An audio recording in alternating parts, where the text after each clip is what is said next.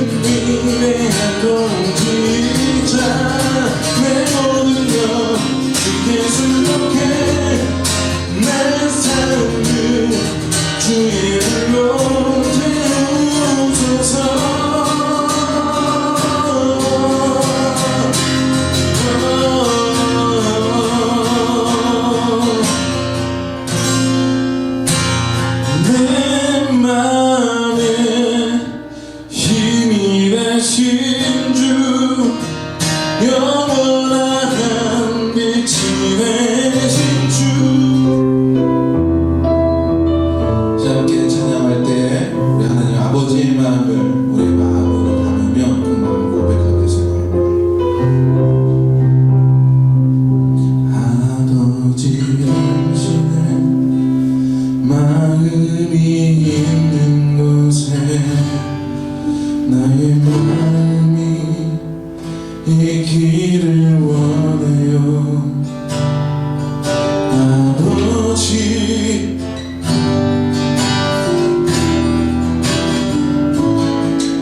나의 눈물이 고이길 원해요. 아버지 당신이 바라보는 영혼에게 나의 두 눈이 향하길 원해요.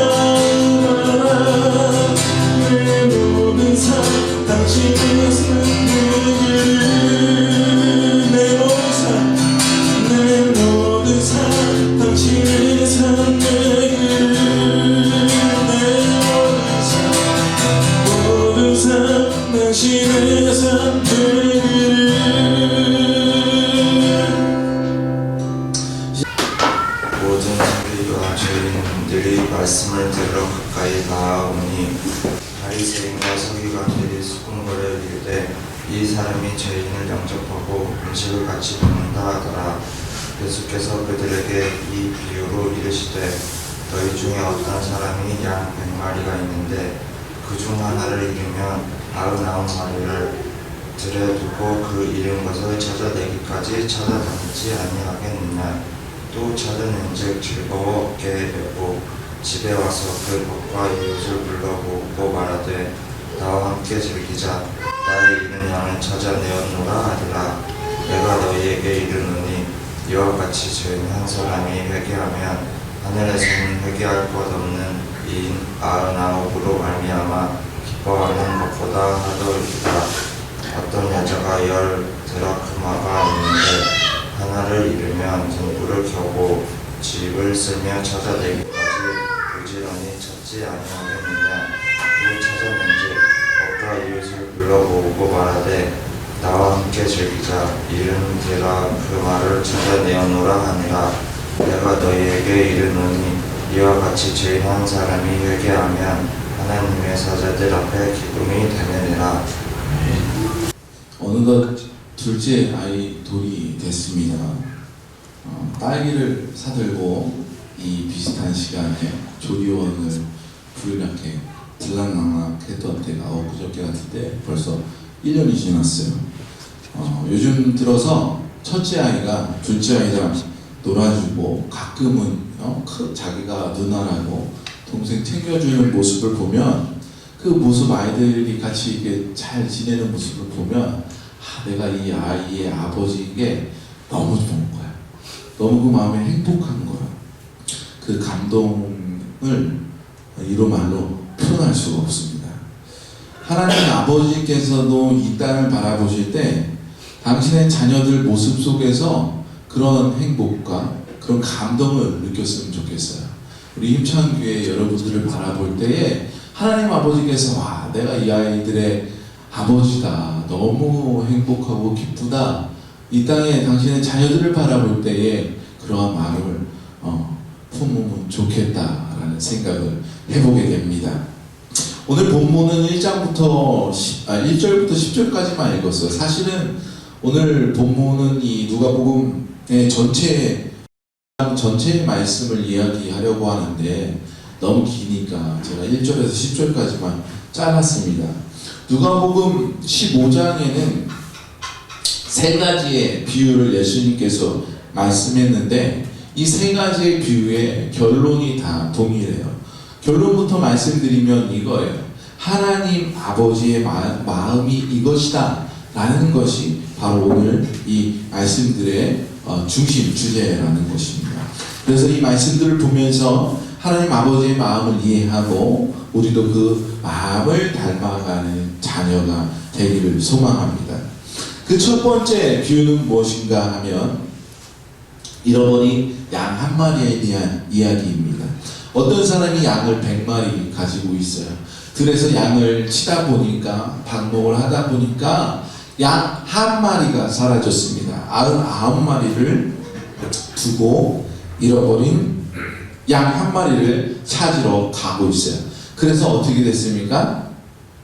양 한 마리를 찾았어요.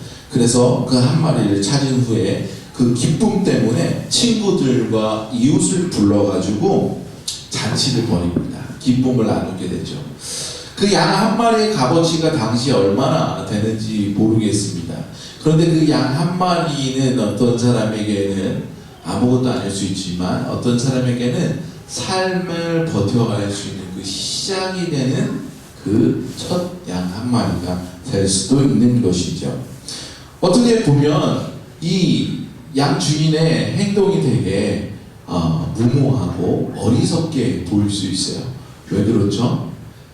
오늘 말씀을 보니까 양 99마리를 두고 한 마리를 찾아 나가는 모습을 볼 수 있는데 양 99마리를 양고기에 잘 갖다 놓고 한 마리를 찾으러 가는 게 아니에요.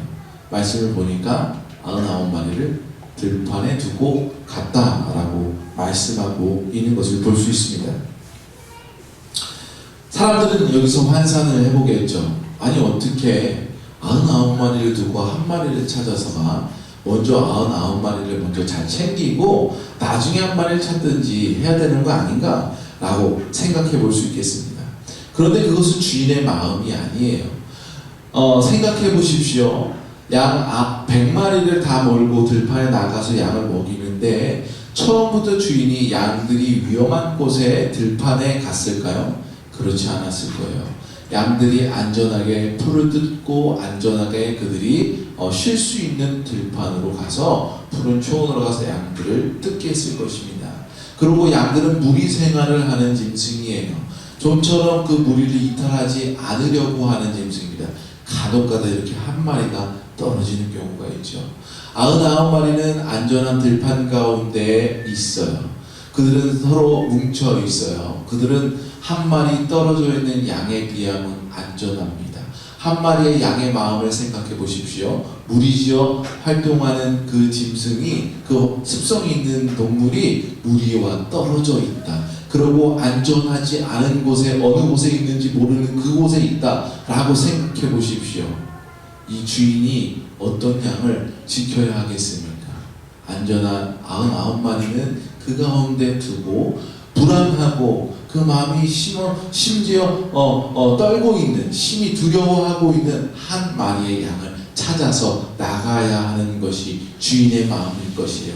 그리고 그 마음을 찾아서 그 양을 찾아서 돌아와요.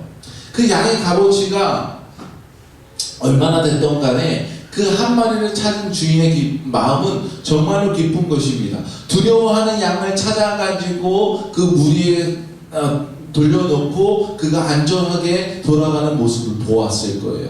그 마음이 뿌듯했을 것입니다. 그래서 친구들을 모아서 잔치를 하죠. 그 잔치의 비용은 어쩌면 그 한 마리의 양의 값보다 더 넘을 수 있을 거예요. 이것도 보면 사람들은 어리석다 생각할 거예요. 야, 그 양 한 마리 찾은 것 같고 너 지금 잔치 벌여서 그 양 한 마리 값보다 더 쓴 것 같은데? 라고 손가락질할 수 있어요. 어리석다 할 수 있습니다. 그러나 그것은 주인의 마음이 아니에요. 주인의 마음을 이해하는 사람은 그 기쁨에 함께 동참하는 사람이다 라는 것입니다. 두 번째로는 어떤 비유가 나옵니까? 잃어버린 한 드라크마를 찾은 여인이 등장하고 있어요. 이 여인도 그 양의 비유와 같이 10드라크마를 가졌는데 한 드라크마를 잃어버리죠. 양의 비유보다 어쩌면 퍼센트는 더 높지만 값어치는 현저히 떨어져요. 한 드라크마는 우리가 데나리온이라는 화폐를 들어봤죠. 데나리온과 같이 하루 품삯에 해당하는 그런 값어치를 가지고 있어요. 이 드라크마도 한 사람이 열심히 일해서 벌었어요. 그런데 10드라크마 중에 한 드라크마는 어쩌면 작은 것, 하찮은 걸로 생각할 수 있지만 이 여인에게 사회 참여의 기회가 좀처럼 이루어지지 않는 이 여인에게는 이 한 드라크마도 귀중한 것임을 알아야 됩니다.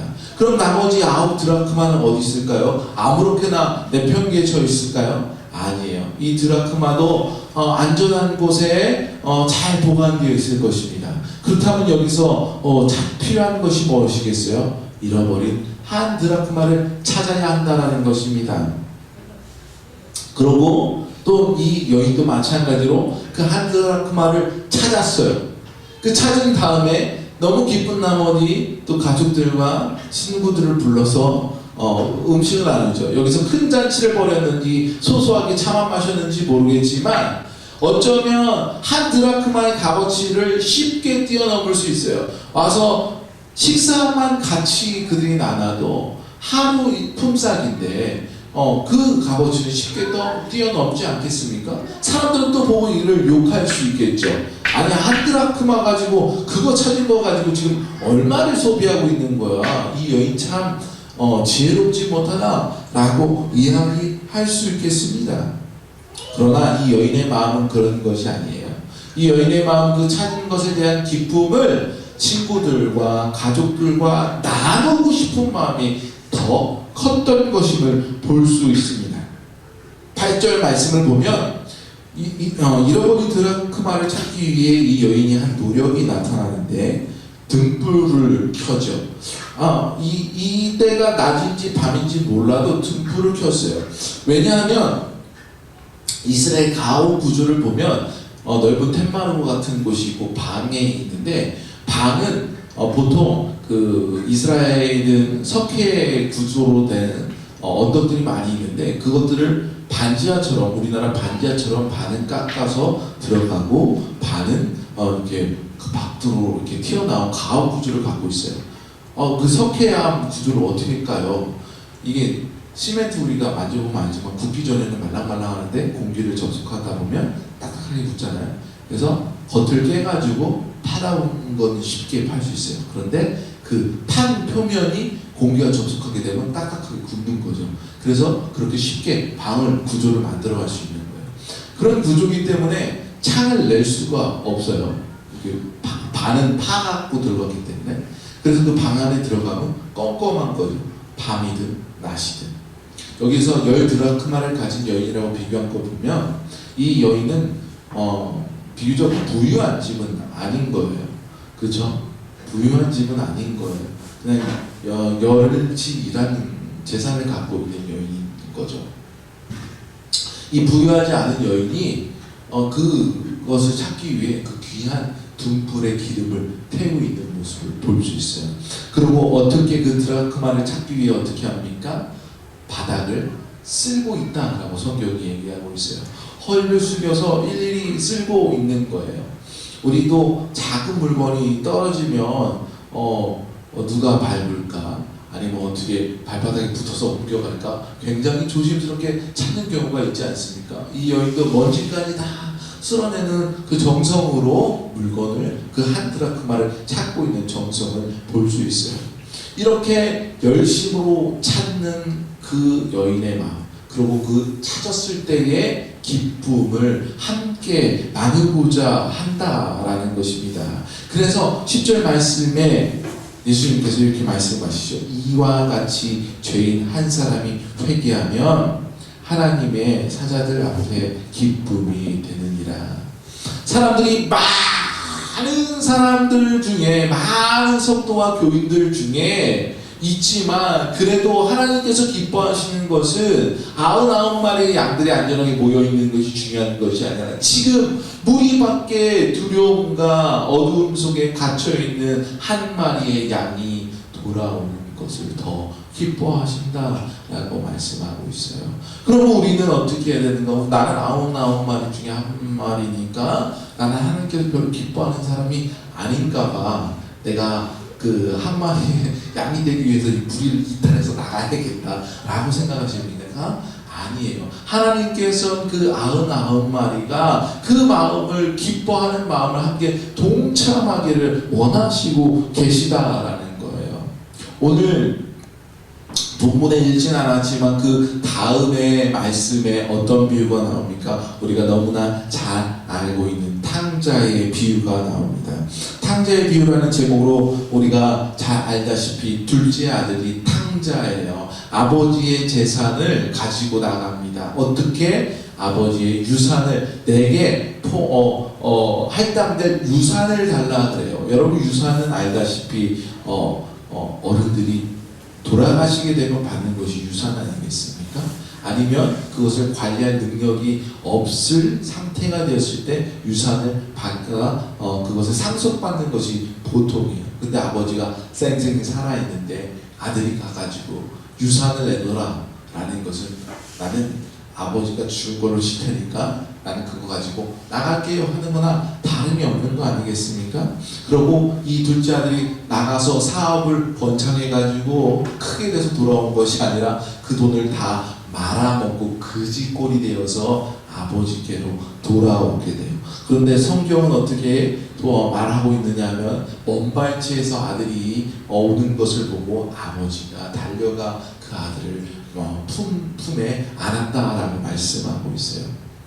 우연히 아버지가 어느 날 밖을 봤는데 둘째 아들이 오는 것을 보고 달려나갔다라고 생각하기보다는 이 아버지가 매일같이 둘째 아들이 혹시 돌아오진 않을까 기다리는 마음으로 매일같이 그 자리를 보고 있지는 않았을까라는 생각이 됩니다. 영화 요즘에 박스 오피스 1등을 차지하고 있는 영화가 있습니다. 물속에서 사는 사람이 들락날락하는 그 영화가 있는데 아내가 물에서 사는 사람이에요. 그 아내가 돌아올게 라는 말을 가지고 물속으로 돌아가죠. 그 남편이 어떻게 합니까?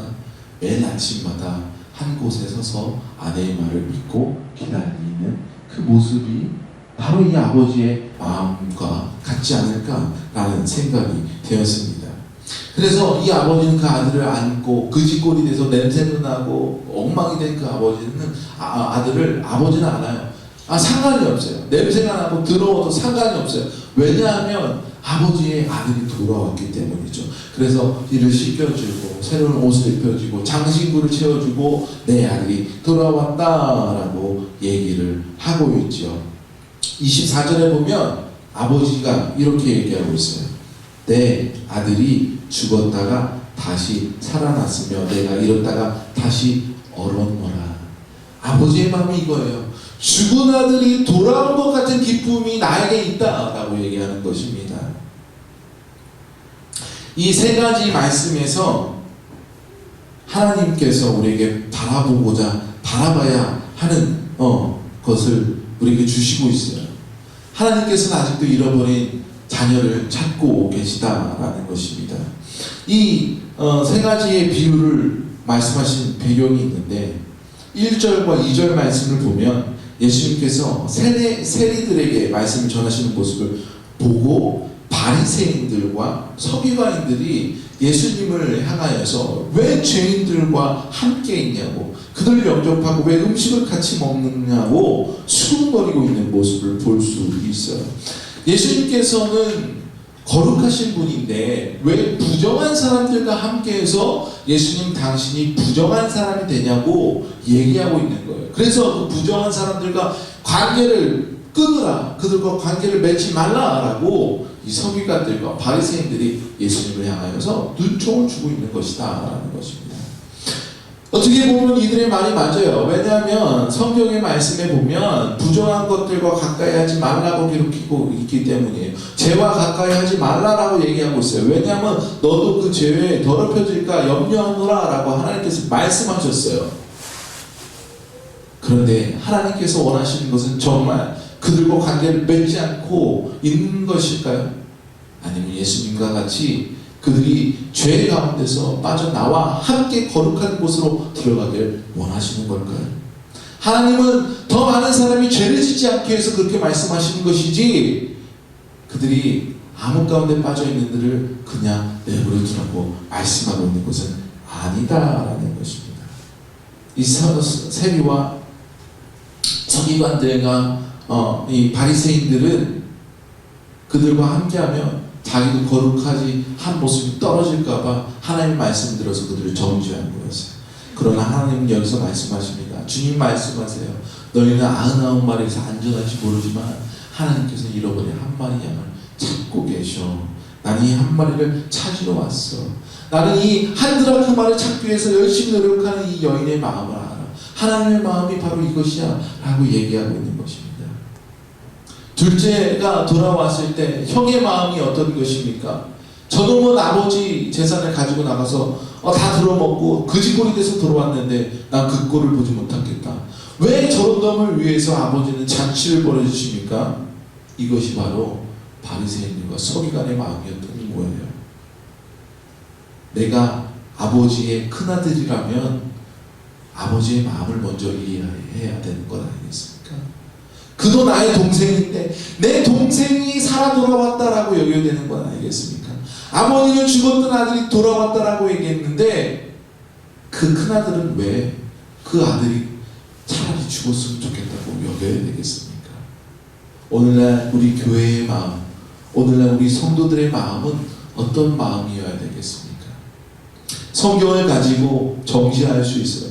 성경을 가지고 비판하고 판단할 수 있습니다. 그러나 그것은 하나님이 원하시는 것이 아니에요. 이 성경은 우리가 온전히 살아가기 위한 가이드라인이고 우리의 삶의 매뉴얼이지만 이걸 가지고 나의 삶에 비춰봐야 되는 것이지 이걸 가지고 다른 삶에 비춰보고 이걸 가지고 정죄해서는 안 되는 것입니다. 사도 바울이 이렇게 얘기해요. 고린도전서 4장 15절에 그리스도 안에서 1만 스승이 있으되 아버지는 많지 아니하니 그리스도 예수 안에서 내가 복음으로써 너희를 낳았습니다. 사도 바울은 처음에는 굉장히 그 스승과 같은 사람이에요. 스승은 어떤 사람입니까? 가르치고 틀린 것은 고쳐주고 지적해주고 다시 돌아올 수 있게. 우리 교회의 모습이 어쩌면 이렇지 않았나. 말씀을 들고 고쳐. 틀렸어. 이거대로 해. 라고만 하지. 아버지처럼 틀려도 괜찮아. 다시 잘하면 돼. 괜찮아. 용서해 줄게. 라고 얘기할 수 있는 교회의 모습, 성도의 모습이 되어야 된다라고 지금 사도 바울이 얘기하고 있어요. 사도 바울도 처음에 잘못한 이들을 향하여 손가락질했습니다. 내가 저와 함께 같이 사역 못하겠다라고. 그러고 마치 자기가 더 스승이냐 베드로한테까지도 그가 잘못된 행동을 하였다라고 지적했던 사람이 사도 바울이었어요.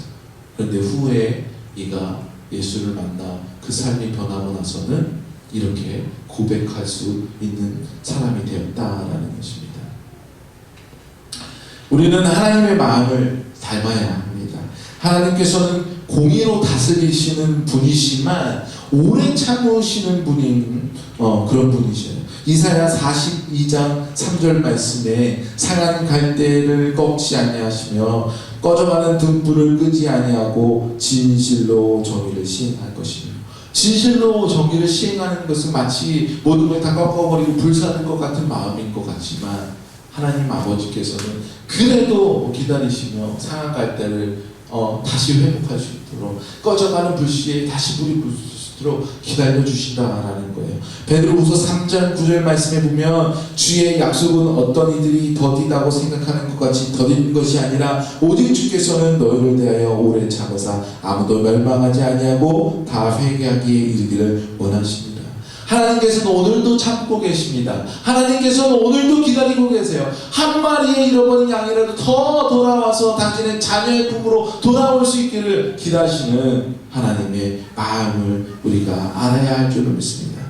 성경은 예수님께서 오시기 이전부터 아버지의 입에서 그 자녀들에게 전해져 왔고 성도들은 그 말씀대로 살기 위해서 노력했어요. 그런데 그 말씀 때문에 그 말씀을 지키기 위해 하나님의 마음을 알고자 하는 그 마음보다 삶의 어떤 잣대로 사람을 판단하고 정죄하는 역할로서 사용되었어요.